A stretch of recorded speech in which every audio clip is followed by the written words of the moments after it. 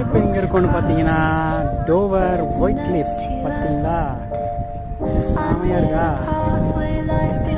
அது தெரியுது பாருங்க, இதுதான் ஃப்ரான்ஸு. இதுதான் வந்து டோவர் போட்டு நடுவில் தெரியுறது தான் இங்கிலீஷ் சேனலு. இது வழியாக அப்படியே போனீங்கன்னா ஒரு 1/2 hour வந்து நீங்கள் ஃப்ரான்ஸ் போயிடலாம்.